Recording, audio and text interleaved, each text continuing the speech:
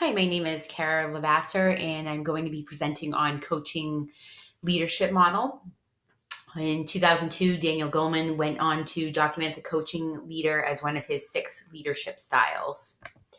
What is coaching leadership? Well, one of the main components is building confidence. A coaching leader knows that it's worthwhile to give their team the keys to succeed by educating them rather than doing for them. For example, in my case, in technology, rather than um, troubleshooting and problem solving and fixing every issue for everyone, I'm really kind of doing them a disservice. And what I should definitely be doing as a coaching leader is taking the time to sit down whether it's one on one or in group talks, showing them how to solve these issues on their own. That way, they have these extra tools in their tool belt and they can really help themselves and build their confidence in their abilities as it pertains to technology. It takes a lot of time, effort, and patience, but a coaching leader knows that those investments build up their team members' skills, experience, confidence, and knowledge. That taking that time to really show an individual that you have a keen interest in what their abilities are, and you showing them that you want to see them grow and become, in my case, a better teacher and a better technology driven educator, shows them that you have faith in them and you have confidence in what they can do. And it really gives them that opportunity to grow and really feel the ability to put themselves out there and taking risks, as it pertains to technology in my case. Um, a coaching leader doesn't tell members what to do. They lead them to the right choices instead of saying, this is how it's going to be. You're going to take this Chromebook and you're going to have every single student log on and use the technology and integrate it in every single one of your lessons. I would get nothing but a horrible reaction from most of the staff. Instead, I would show them what the possibilities are and what they can do and let them decide how they're integrating it into their own classroom. It really gives them the opportunity to feel ownership and not feel like something's being shoved down their throat. And it makes them feel like they have a buy-in and a choice in what they're doing with their curriculum and the students in their classroom. Majors in motivation. A coaching leader knows how to inspire and invoke excitement about the future and what their team will accomplish. They can cause a drive in their team members by showing how excited they are about the possibilities and about the future, and how every single team member has a role in that. They inspire others to dig deep, take risks, and try new things, whether it be curriculum, technology, or social involvement. They make people want to put themselves out there. They give them the confidence to say, hey, you know what? I can do this. I can put together this slideshow and be able to send this link out to students and have, for example, my math students be able to do this coding assignment, and I can help them out with it, and I can do this. Coaching leaders simply bring the best out of those around them with their enthusiasm for their chosen path in life. They make others want to get on their high level of positivity and drive and just kind of get involved in that and be a part of something bigger than themselves. A positive work culture. Coaching leaders don't fear confrontation, whether it be positive or negative. They are ready and willing to have the hard conversations and keep their team informed rather than saying, this is how things are going to be with the year coming up, and keeping things kind of behind closed doors and hush hush and causing those gossipy situations that we all see.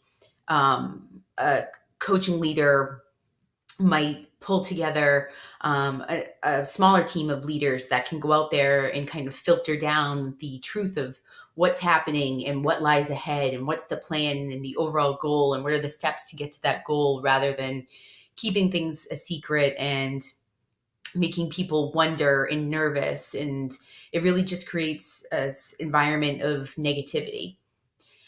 They know how to make an emotional connection and have a high emotional intelligence with the ability to read others and know what motivates them. They can see if somebody's out there that's unwilling and know the difference between that and somebody who's there every day late, just trying to dig deep and do whatever they can. And even though that they're trying to do everything they can, maybe they're still struggling. And um, a good coach can relate to anyone in any situation and kind of put themselves in their shoes, and but not in a way where they're saying, oh well, this is what I would do or this is what happened to me. It's kind of a good coach makes it all about that person and makes that person come to realizations on their own, rather than saying, oh, this is what's wrong with you, this is how you fix it. Their commitment and positive attitude inspires loyalty and leads to satisfied employees who become highly trained, motivated individuals who are in it for the long haul. Showing that basically it's showing that you believe in your team and you think that they have the ability to succeed and hit those steps to reach the goals. In my case, with reach the goals of educating students and bringing them to higher assessment levels and really perform at the level that they're supposed to, rather than, again, going back to creating a negative work culture that nobody wants to be there. And you have this revolving door of employees coming in and out and and the good ones leaving, essentially. And instead of people staying and just being there and really honing their craft, and from year to year taking what they learned the year before as a team and building on it to a really greater and more enriching picture. Applied to collaborative leadership, for me, these steps are motivating staff, getting workers excited about technology and the possibilities, and kind of breaking down that level of fear that a lot of essentially older coworkers can have about technology. Instead of them having that fear, get them excited for, hey, you know what, I can do this, my class can do this, and we can all do this and learn together. Team building, for me, it would be creating integration and collaboration opportunities between specialists and classroom teachers involving technology. Specifically, we have a STEM teacher, computer teacher, library media specialist, getting them to work together as an integration team and kind of making a plan of attack. Actually, I guess attack would be a bad word, but a plan of, these are where we're going to go today, these little steps and these little goals to getting themselves into the general ed classrooms and getting teachers to kind of open the door for their technology pieces and their agendas to integrate them together. And that's kind of my goal with the whole team building aspect. Positive self-learning. I want to create more opportunities for staff to learn and troubleshoot technology on their own, rather than just completely taking the task and solving the problems for them. I want to be able to give them more opportunities to sit down and ask me the questions, and for me to walk them through the steps, so then that way they can be their own hero. Staff development, provide more webinars, online tutorials, and personal instruction opportunities integrated with their interest. So I think a great way for getting staff excited about technology is to see the possibilities of technology even beyond their classroom. So say if a teacher was really into landscapes and the outdoors and things like that, showing them the possibilities of what they could do with a droid or 3D technology or VR technology, and get it beyond the classroom and show them that there are all these opportunities that technology can kind of essentially blow their minds. Reviewing curriculum and assessments. One of my jobs is in the SAU. I'm in charge of NEWA and other federal and state testing, like NAEP. And one of the things I would really like to do is be able to coach individuals on how to find that data themselves and how to break down that data themselves, instead of me finding the data, pulling the reports, and breaking it down into easy to read pieces for them. I think it'd be a great opportunity for a lot of people to see what the data looks like as a whole, instead of just jumbling it down to a percentage and saying, oh, your class went down 2% this year. This is where you failed. Instead, inspire a way to, okay, this is where this came from. This is where we need to go, and kind of get them excited about reading the data on their own and being able to make decisions about where the curriculum is going to go.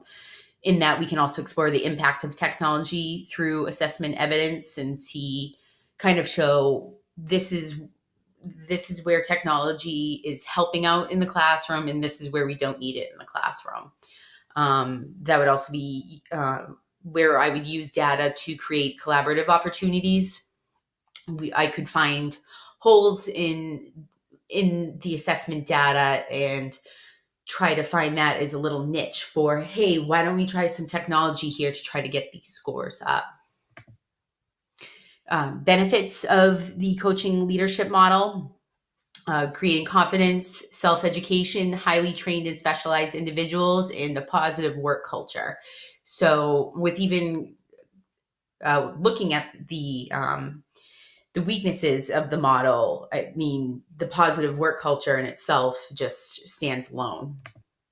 The challenges of the model: it can be time consuming. Sitting down, we have, just in general ed, we have over, I'd say close to 50 teachers, and that's not including special ed. So sitting down with every single individual and going over their drawbacks and their negative outlooks on technology is something that's going to be time consuming. But what I've found in how personable I am with how I fix things for people in the classroom, people really respond to that, and they like that individual time and attention, and know that I care about their struggles and I care that they're uncomfortable with technology. So this challenge is really, in a way, more of a benefit.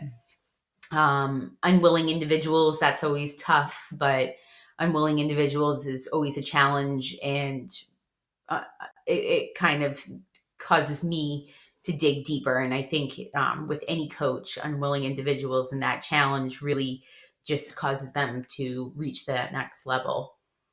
Leader that lacks knowledge: there is always a time where I don't know the answer, but I know where to find it. But it can get frustrating for people if they go to a coaching leader and the coaching leader is trying to teach them this information, but they're not an expert on it themselves, and that can get frustrating for everyone involved. So the implementation process in my K-8 environment, the first step would be team with the key individuals. That would include the principal, the superintendent, and our two assistant superintendents, and kind of get them on board with any initiatives. And then other key individuals would include, as I mentioned before, the STEM teacher, computer teacher, the library media specialist, basically my brothers and sisters in arms in the technology battle. Breakdown of stigmas of technology in the classroom.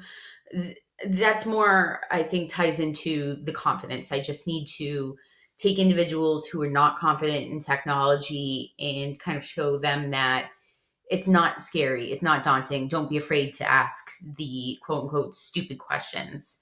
And that goes along with the bottom point, which is the comfort in technology.